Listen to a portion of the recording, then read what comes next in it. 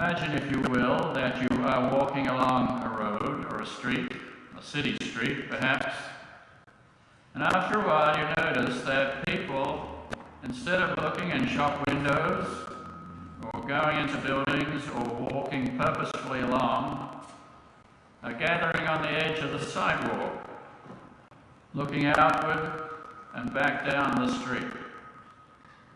What is happening? Well, someone or something important is expected to be passing by.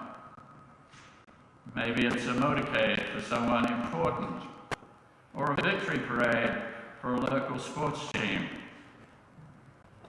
And whether you like or don't like that person, or whether you follow that particular team or not, the chances are you are probably going to move over and wait, even though the best spots seem to be already taken, because someone important is passing by. Today, Palm Sunday, we looked at two such instances which occurred close in time to one another. The first concerns a man named Zacchaeus, and the second concerns the Palm Sunday procession. In Luke 19, verse 1, Jesus entered Jericho and was passing through it.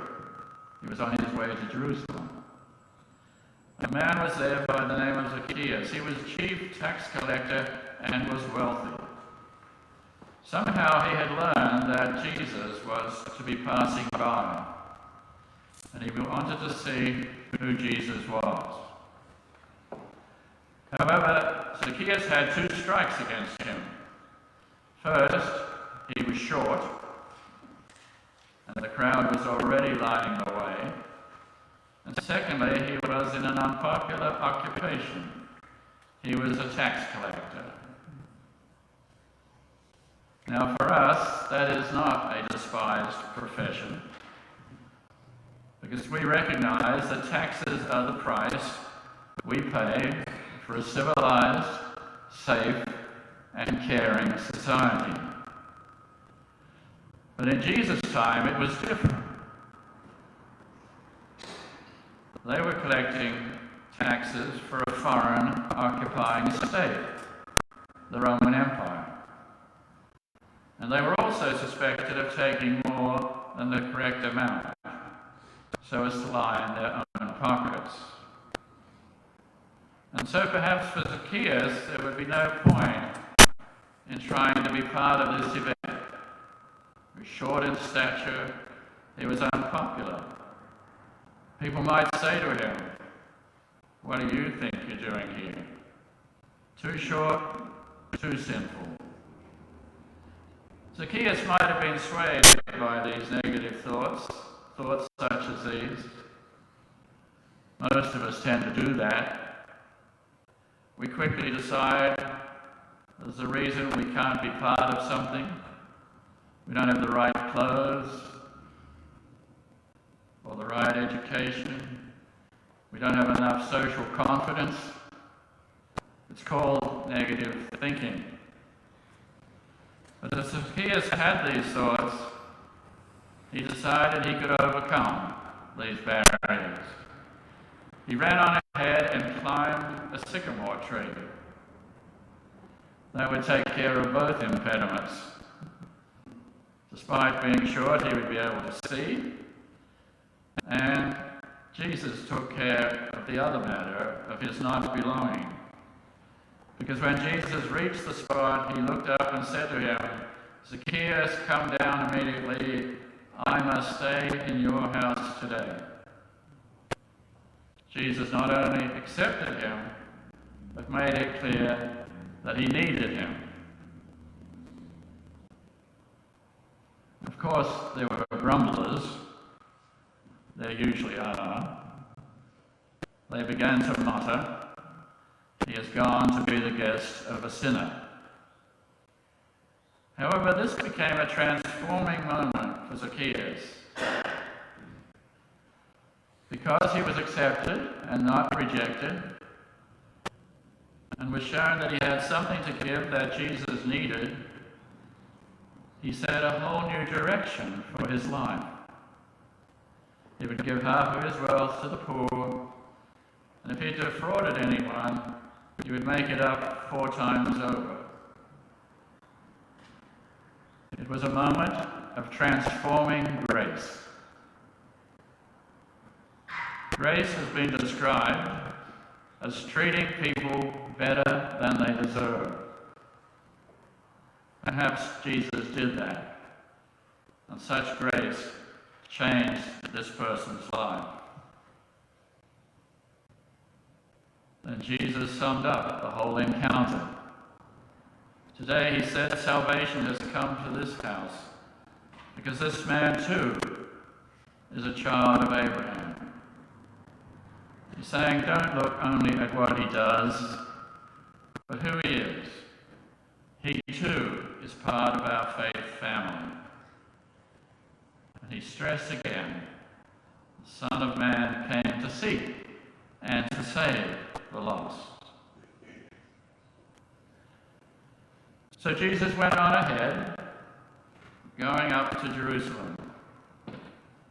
He sent 2 of his disciples ahead to make things ready, to collect the colt which would carry Jesus into Jerusalem. And so the procession began. The Gospel of Luke does not mention branches or palms, but rather that they spread cloaks on the road, a sign of great honour in which they held the one who was passing by. They shouted praises to him, for surely he was among them as one coming from God. He came as God's Messiah, the Anointed One, but on a humble donkey, not on a war horse, telling thereby what kind of Messiah he would be. Again, there were grumblers. Some of the Pharisees in the crowd said to Jesus, "Teacher, rebuke your disciples. None of this kind of talk." Jesus replies, "If these were silent, the very stones would cry out." Meaning, if you silence these voices, but somewhere voices will be heard. Creation itself will cry out. When Jesus is passing by, someone will recognize it, and lives will be transformed. And then 2 more events follow.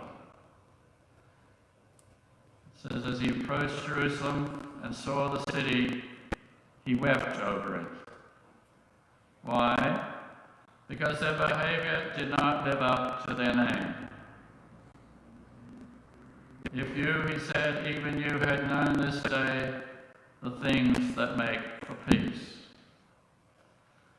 Because the name Jerusalem means place of peace. But they were failing to practice the things that would make for true and inner peace. It would be similar if Jesus was approaching the city of Philadelphia, a word which, as you know, means brotherly love. If only you knew, he might say, the things that make for love. Because when you watch the 10 o'clock news, we know that there is so much that does not make for love or flow from love. And the final act in this momentous journey was when he entered the temple and began driving out those who were selling. Quotes from Isaiah the prophet, "My house will be a house of prayer, but you have made it a den of robbers." The sellers were selling birds and animals for sacrifice. Jesus apparently knew that they were probably exploiting the piety of simple and faithful people. And it is a special sin to exploit the piety and good intentions of another. If you study the Gospels, you will see that some material is in one Gospel, some material is in two of the Gospels, some is in three of the Gospels, and some, very rarely, all four Gospels make reference to a particular event or teaching. This, though, is one such event, the cleansing of the temple. The other three Gospels, in their telling of it, also refer to the tables of money changers, because offerings at the temple could only be made in one currency, and so people would have to change their local currency into temple money. And again, that gave an opportunity for greed and exploitation of persons' sacred desire to serve God. And so in these events, leading up to and following the entry procession, we see the many facets of the person of Jesus. Firstly, his compassion and understanding as he reached out to Zacchaeus. Secondly, his courage as he went resolutely towards Jerusalem, knowing what the outcome could be, but not turning from it. Thirdly, we see his humility in the way he came into the city. We see his ability to feel grief and sadness, even weeping at what might be and yet is not. And finally, we see his righteous anger when that is called for, the misuse of holy things, and the exploiting rather than assisting the faith of others. These things he sought to condemn. So as Jesus is passing by, we are reminded by Zacchaeus not to let the negative thoughts have the last word. I'm too short of stature, there are too many people ahead of me, or I'm unworthy really. Jesus frequently wants and works to change the way people feel about themselves. And for present-day followers of Jesus, we remember how Jesus put Zacchaeus to work. Doing that, you can see lives transformed as people are recruited to service in whatever ways are right for them. When people are given a task to do that which is right and challenging for them, good things can happen. As we think about the Palm Sunday procession, we remember that it's not just something to look at and say, well, that's it, and drift away. Rather, have you noticed when there's a parade that at the end of it there's always some people on bicycles who join in and follow, or who follow on foot, simply have to join the parade. That's how it has to be with this procession. Not just Jesus is passing by, so watch him go. This is one parade where we have to join in and follow him. It may lead to some bad things, as we will remember in this Holy Week. But then, in turn, it will lead to an occasion of ultimate victory, as we will celebrate next Sunday, Easter Day. Thanks be to God. Amen.